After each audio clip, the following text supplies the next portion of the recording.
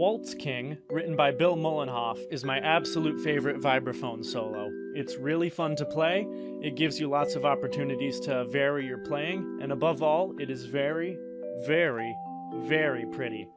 I'm going to explain to you why that is. Waltz King is a ballad-style rubato waltz in C major. The form starts with an A section, 2 runs of the B section, a C section where the piece flirts with A minor for a little while, then 1 more run of the B section, which takes the coda to the end of the piece. The playing time is marked at 2 minutes 30 seconds, which translates to a tempo somewhere in the quarter note 116 ballpark. The bulk of the piece bounces along on the 1 of each measure, with the harmony usually being arpeggiated on the and of 1 and beat 2, bouncing along like 1 and 2, 3, 1 and 2, 3, 1. Pretty simple stuff. So why is this piece so interesting? This piece has a lot going on harmony-wise. It starts strong on a G major 7 to G augmented 7 to E minor progression, so right out the gate there's some very interesting stuff going on. The next major movement is an F major 7, F augmented 7, F major 7 add 6 to an F sharp diminished chord.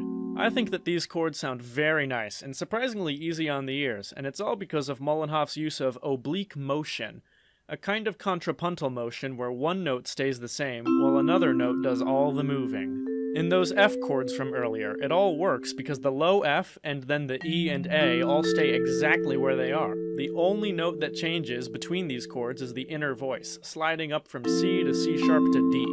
Molenhof, to put it simply, uses oblique motion up the wazoo. Here it is in the opening 3 chords. The low G stays right where it is for 9 measures in a row.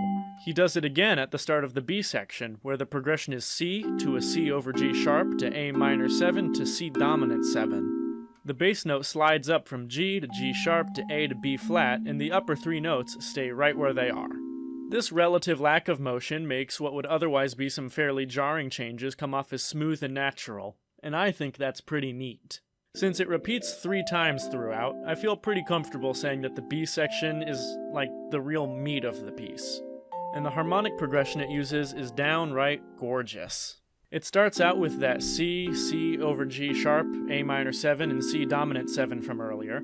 Then the voicing really opens up with an F sus2 chord followed by an F minor. Then an E minor 7 chord that I think is voiced absolutely beautiful, which moves to an A dominant 7 to D minor, and then what I think is an E dominant 7 over F sharp, followed by A minor to the climax of the section, an F sharp diminished chord. Landing on a chord whose root is a tritone away from the tonic is nice and dramatic. Juicy stuff. Finally, the B section winds down and gears up for a repeat with the simple 1-5-1-5. This crazy harmony is all tied together by the fact that the melody on top of this is just so simple. It happily bounces around the C major scale, only once flirting with pitches outside the key. It is simple and pretty, and it's well complemented by the more esoteric harmony. Landing the peak of a phrase on a dissonance is a trick that's used even more strongly in the C section, where the piece enters A minor for just a little while.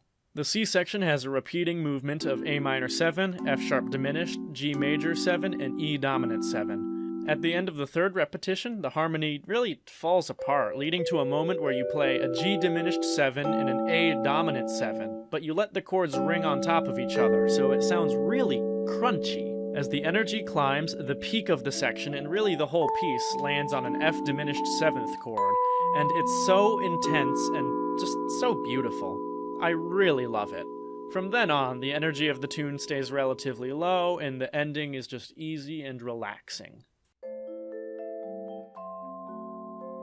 Waltz King gives the player a lot of ways to change up their performance. It's a very versatile piece, really. When I first learned it, I performed it super rubato, letting each chord ring out fully. I probably took it around quarter note 70 or so. In more recent times, I've enjoyed taking it much faster, maybe so fast as quarter note 150. Something I always like to do is to slow down during the transition from the 2nd B section into the C section. Then I accelerate my playing until it slows way down, starting at measure 48. I really make a moment out of it. Waltz King leaves so much open to the performer. I mean, the composer only wrote one dynamic, mezzo forte at the beginning, and everything after that is just up to the player. I really wish more pieces were written like that. I adore having the agency to mess with music like that. This is why Bill Molenhof's Waltz King is my favorite solo. It is beautiful, it's fun to play through, and it gives me lots of options. I would be oh so happy if more percussionists took a look at this piece. Thank you for listening, and I'll see you next time.